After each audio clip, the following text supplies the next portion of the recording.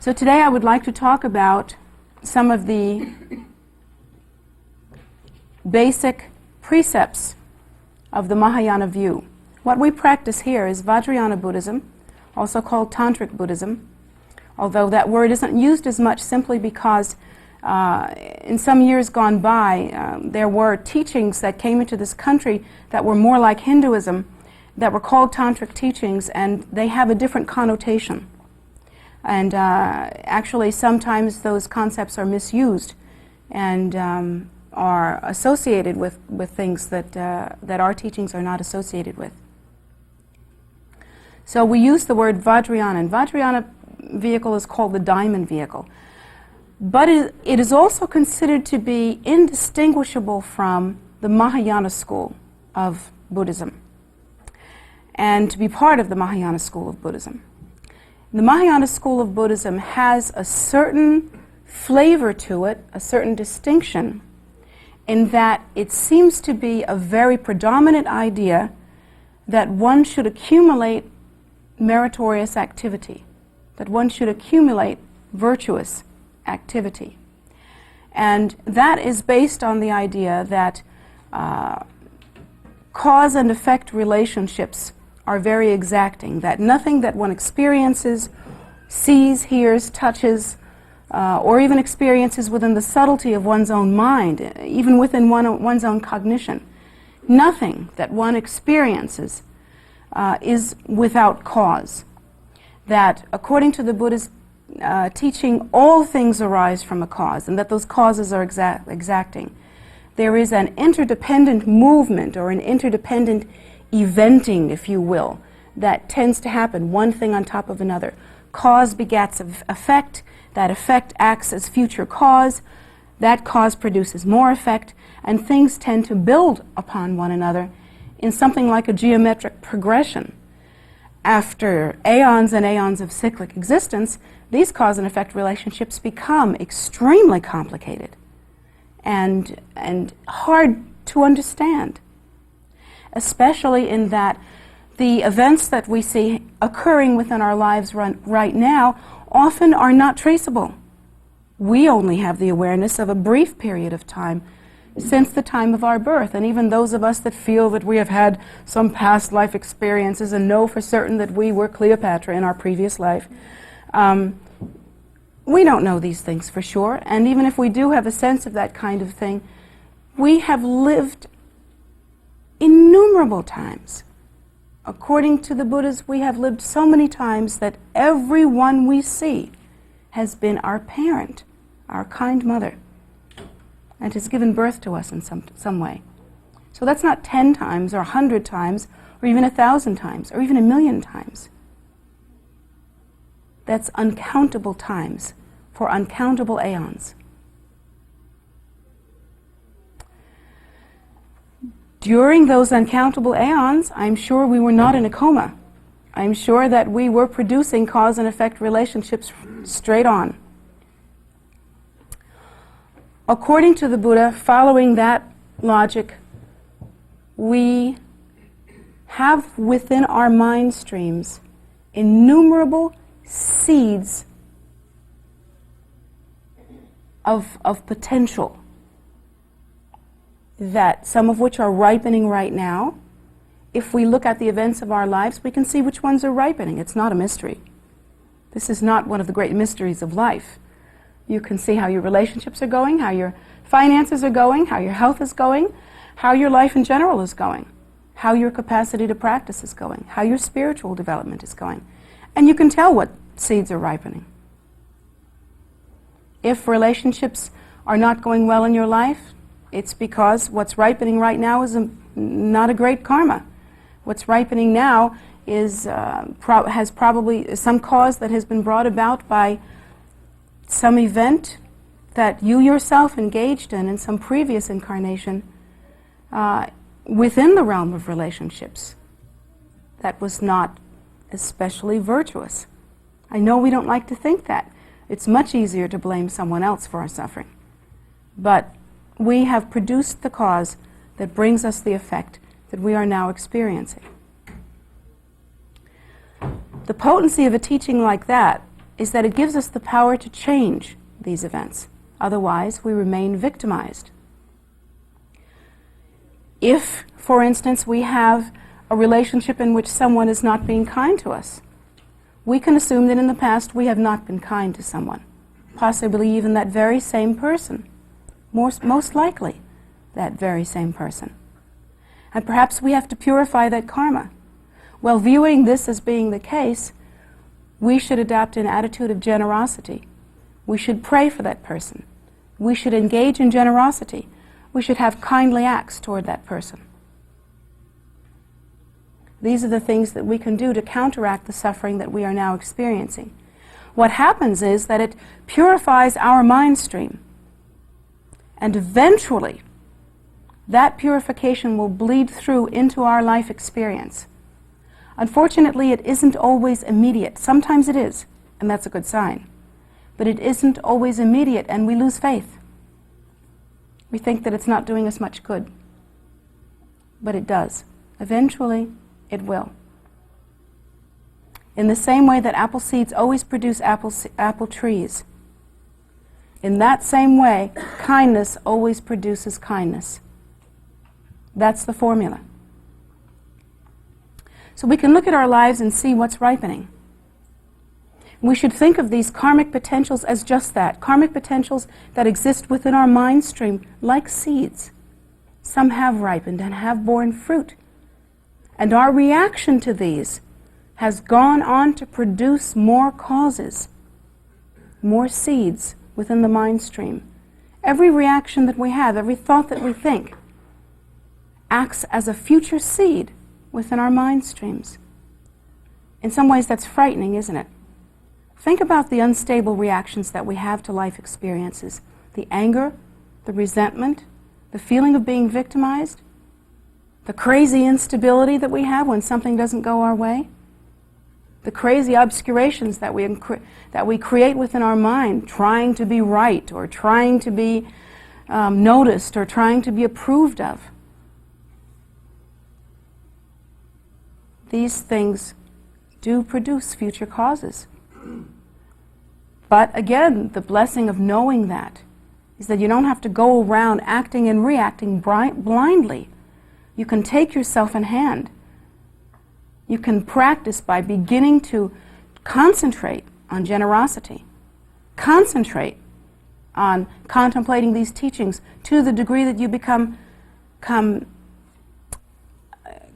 courageously involved in producing those seeds that give good results. And we'll talk about what those seeds are in a moment. But as I say, these cause and effect relationships exist within our mind stream as seed potential, depending on the catalyst that we are experiencing right now and our reaction to that catalyst. That's the biggie, our reaction.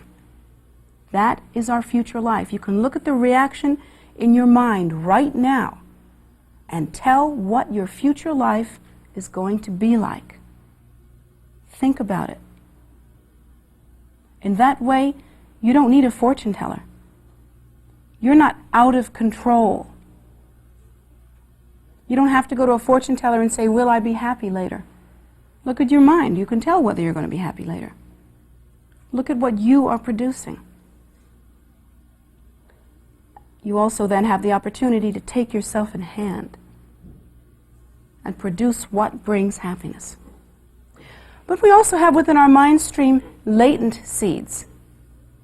Again, if we have lived since time out of mind in endless lifetimes, we have endless latent seeds, and they're all potent. How will these things ripen, and how should we view ourselves? There is an analogy that I've used before that I think is a very good one. It's kind of disgusting, so I hope you'll bear with me. Let's think of our mind streams, and this is not a put down, this is just an analogy. Let's think of our mind streams as a big steaming pot of garbage soup. Because we have a lot of mixed stuff in there. I mean, even if you look in your garbage right now, there's probably some good stuff in there. There's probably some pieces of fruit. There's probably what was perfectly good food, whatever's left over of it. And there's probably some nasty stuff in there too, wouldn't you say? Well, let's think of our mind streams that way. It's pretty mixed up. You have some good stuff in there and you have some pretty nasty stuff in there. Well, let's say we cook up a nice pot of garbage soup. Yum, yum. Mix it up real good. Dredge all the stuff up from the bottom. Yum, yum, yum. Mix it up real good. And then we decide we're going to let it marinate. So we let it marinate and we let it sit there. And the first day we look at our garbage soup and it's really stinking. So things are not so good. The next day we look at we're letting it marinate for a while now, you understand. Next day we look at our garbage soup and it's stinking so bad you can't believe it.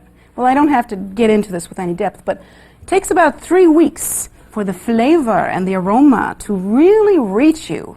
And then it comes to a peak and it begins to change in such a way that things are happening in that soup pretty constantly. And let's say the first day that this change begins to happen, this new change begins to happen, on top of the soup you notice that there are like fuzzy purple things and fuzzy green things, and you think, interesting pattern, but a little too psychedelic for me.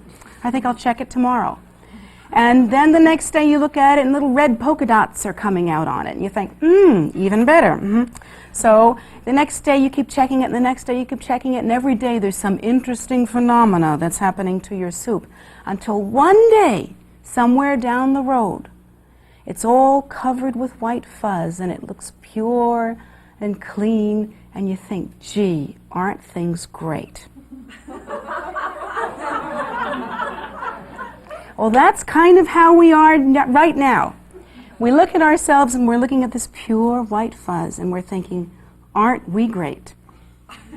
What we don't realize is that in the pot is still the rest of the soup, and all you have to do is stir it up a little bit. Now, the funny thing about life is that it always stirs it up a little bit. You're not going to get to sit there with your white stuff for very long. And even if you just left alone and nothing stirred it up, let's say you were in a coma. Eventually, you would get back to it and it wouldn't be white anymore, because that's the nature of the thing. It's impermanent. It just keeps changing. So to look at your life right now and think, things are pretty good, I guess I'm okay, is a little immature. You can look and see what's ripening right now. And the best way to think about that is to think, let me take advantage of it. If I have the time to practice and the brains to do so, if I have the opportunity and I have the teaching at my disposal, why don't I just do it? If I have enough spaciousness in my mind to meditate, why don't I start now? Things are looking pretty white. Might as well get busy. But to think that there's nothing to handle, or to think that you can just coast on that, is stupid. Because like the pot of garbage soup, eventually something will ripen and it won't be so terrific. Or life will stir you up. You've seen it happen to other people and you know it's happened to you too. Things can be looking pretty white for a while, nice and pure and white and fuzzy, and then all of a sudden something happens and everything changes. It could be something as simple as PMS, or something as difficult as some traumatic life change that seems to ripen out of the blue. You know that's true. Or it could be something gradual, like the approaching of old age or some sickness. These things are constantly stirring up the pot, and they all have to do with us. They're not separate from us.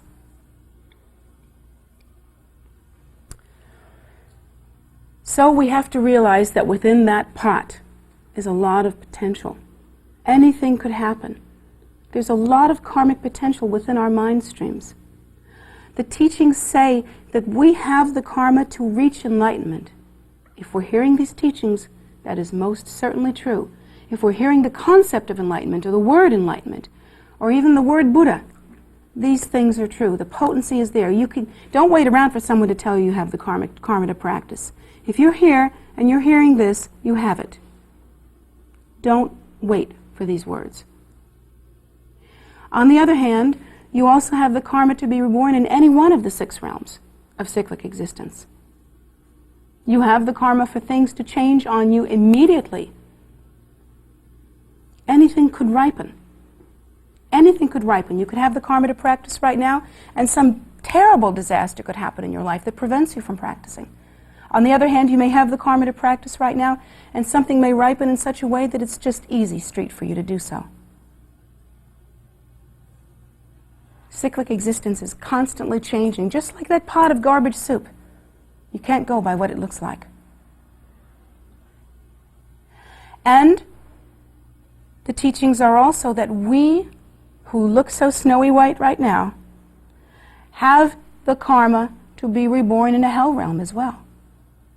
Don't you think that's true? Well, look at your mind. Haven't you experienced intense hatred and intense anger? Haven't you had nightmares? What do you think that is? Whatever can produce that kind of activity in you can also be the seed that produces rebirth in a hell realm.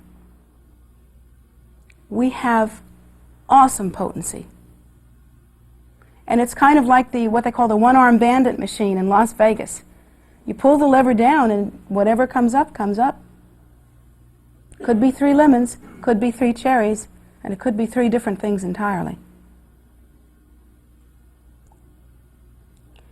What do we do about this? Do we feel shaky? No, because it's always been the case. And before we didn't know this. I mean, if you think about it, we've been walking through a room with the lights turned off. A room that's very cluttered and very filled with obstacles. Turning on the lights, we have a way to step over the obstacles, and we have a way to maneuver. And that's important, and that's a potent thing. Now, we can institute the causes that will most certainly ripen all of our best potential quickly. And we can institute the causes that transform previous negative karma. And we can institute the causes that produce awesome virtue within our mind streams. Knowing that these things are the case, we also know that we have this potency if we act intelligently. For instance, let's say you do have a mixed bag of tricks, and let's say that you do have the ability to practice and the ability to achieve enlightenment, and at the same time you also have the ability to lose it completely. And that's you I'm talking to, every one of you. The intelligent thing to do then is to begin to ripen those seeds of previous virtue that you have and to increase them, to plant more seeds of virtue in your mind stream. You can do that. If you produce virtuous activity, virtue will continue to ripen and more virtue will be present within your mind stream. How does one do that? According to the Mahayana tradition, a primary way to do that is through acts of generosity. So a primary focus in the Mahayana tradition is to rely on virtuous activity to move closer to enlightenment. And generosity is a very, very well practiced and well known and very profound way to do that. There are different levels of generosity. The ordinary generosity that we have when someone says to you, "Can I borrow $1?" and you say, "Sure, here it is." That's something. Or even if someone is hungry, if you see a child that's hungry and you feed that child, that's an act of generosity. But actually, even something that sounds above and beyond the call of duty like that is not really an extraordinary act of generosity. It's an ordinary act of generosity. In that, if you feed that person, all you will really do for them is to end their hunger. If you really want to help them, after you feed them, teach them some Dharma. Give them the opportunity to practice so that they can produce the causes by which they will never be hungry again. Hunger is a result of karma too, you know. So according to these teachings, in that way, extraordinary generosity is the practice of Dharma, and when one becomes competent to do so, but not before, the teaching of Dharma to others. In the meantime, one can become instrumental in propagating the Dharma, because the Dharma is a method by which one achieves enlightenment, which is the end of all suffering. It is then a great virtue to be involved in that. Now, when I made that caution that one should wait until one is competent to teach Dharma, Because the reason why I mention that is because there is a flip side that we should all be careful and really listen to very carefully. And that is, if one is not qualified to teach Dharma, and one tries to represent oneself as capable of leading someone to enlightenment, if one has themselves not achieved much realization, or not learned the practices well enough to really teach them, and one tries to do that, represents oneself as able to teach those teachings, then actually that is a tremendous non-virtue, in that it will certainly, according to the Buddhist teaching, certainly produce rebirth in a lower realm, because you're misleading the person that you're trying to help. So one should be absolutely qualified, either by one's own realization or through having learned Dharma so well that one can teach it to another. One also achieves extraordinary merit by making offerings to the Buddhas and Bodhisattvas, outward, inward, and secret offerings. Outward offerings can be as simple as the offering of a candle or a butter lamp, or the offering of some fruit or some money or something on an altar. To make an offering such as that, on our altars you see many offerings, especially in the altar in there. These are ordinary people that just come and prepare these offerings, and they bring them and put them on the altar. This is an extraordinary virtue, in that it is a clear connection with and an indication that one wishes to achieve enlightenment.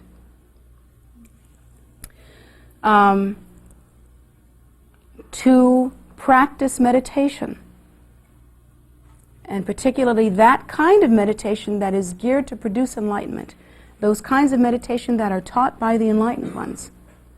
This kind of meditation, this kind of practice produces extraordinary virtue.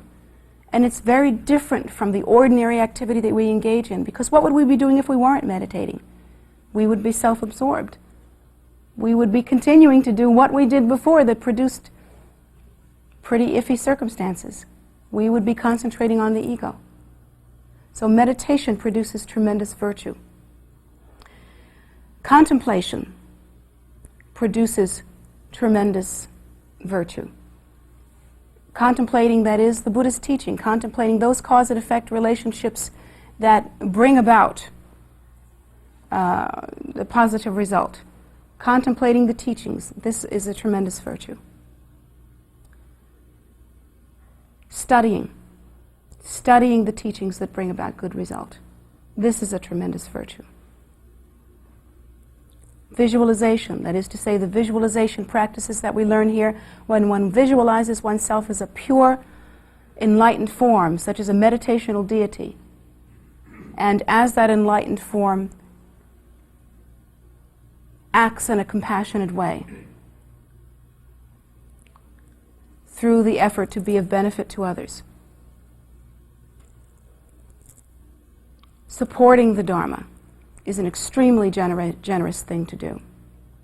Recitation, that is the recitation of mantra, is an extremely virtuous thing to do.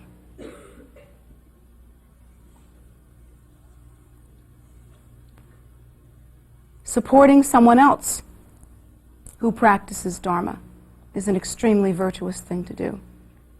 Contributing in any way to the propagation of the teaching, to making the teaching more widespread, is an extremely virtuous thing to do.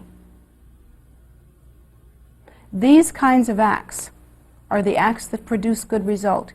If you decide that you want to practice, you should begin to do these as consistently and with as much potency as possible. And you should start now. For instance, when someone says to me, I want to be a student, before I really give them any solid teaching at all, before I form that kind of relationship with them in any way, before I even let them take preliminary practice, I usually require of them that they recite thousands, actually, of 7-line prayers, prayers to Guru Rinpoche, the prayer that is on page 1 in your opening prayers book. And I give them a practice that is a context in which to do that. The reason why I ask them to do that is because the recitation of that prayer is extremely virtuous. And having recited many repetitions of that prayer with devotion, with faith, and with visualization, making offerings, as one does when one visualizes that practice that is the context in which that prayer is given, one then produces the meritorious seeds that will continue to fortify one's practice and will ensure that, that reversed karma does not ripen, so that you can continue. Otherwise, it's entirely possible that you may have the intention to practice, but not be able to. Why does that happen? Why do we find the path and then lose it? Or why do we find the path and then not fully become involved in it? Or why do we have these unfortunate results? Really, it all boils down to a lack of ripening virtuous activity within our mind streams. We need more merit. We need to plant the seeds of meritorious activity. And so most of the time when people come to me and they say, gee, I have this problem with my practice and I have that problem with my practice, to satisfy their minds I might say, well, do this and this and this and this. And I might tell them something that they can do, some practice they can do, or that they should persevere, or that they should relax about it, or something like that. Because people's minds do need to be satisfied. But what I also tell them, and I say it again and again and again, is to produce virtuous activity.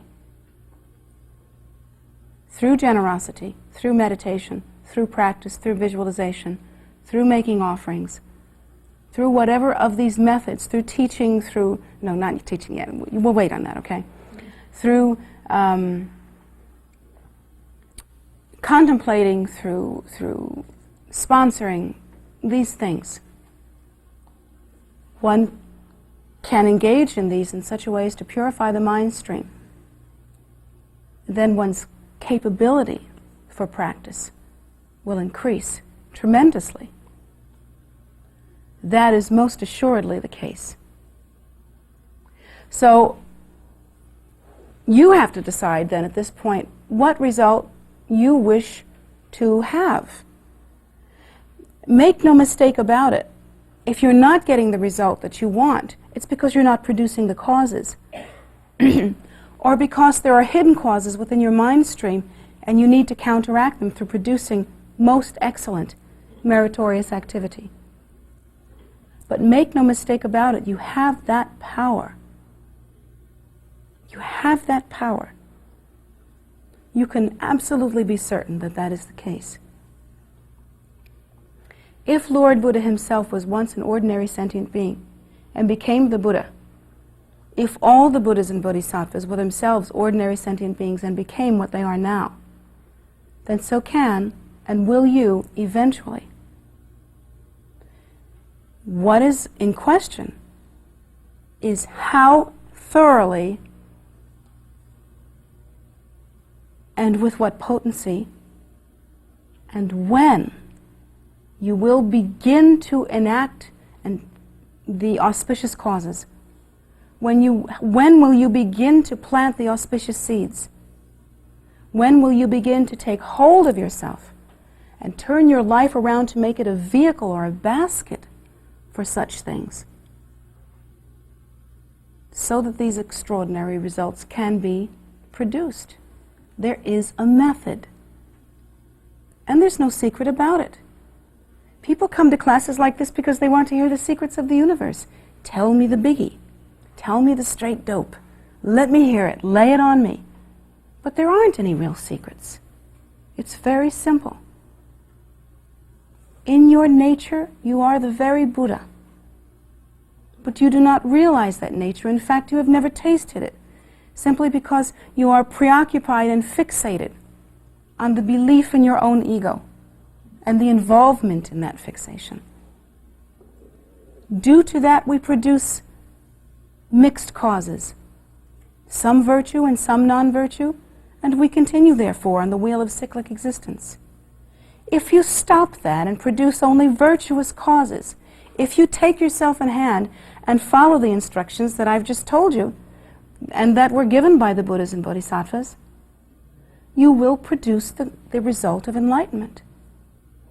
And you will awaken to what has always been your own primordial wisdom nature. It's that simple. Of course, the method becomes complicated. I mean, when you hear about it, you have to learn sadhana practice, and maybe you're going to do some preliminary practice, and the practices become very complicated, but these are methods. The bottom line is, it can be done. There's no secret. No one's a victim, and no one gets left out. It's up to you. I've said this how many times on Sunday morning, so that you can really hear it. The ball is in your court. What are you going to do with it? If you want to continue and to learn how to meditate, how to contemplate, if you want to hear the teachings and learn them, if you want to begin to institute these causes, then continue here and continue to become more involved. Ask around, find out how you can become more involved. Come see me. These are the ways. And I can try to help you in what little way I can. So take advantage of this opportunity if you wish to produce the auspicious result.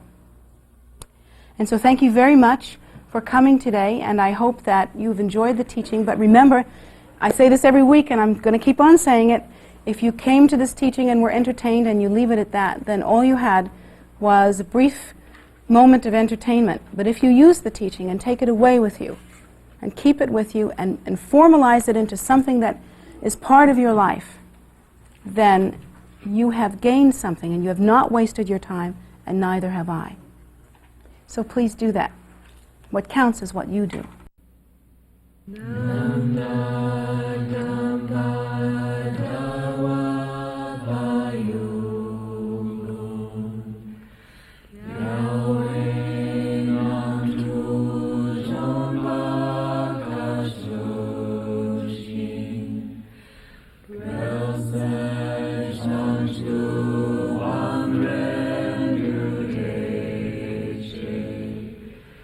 Join me.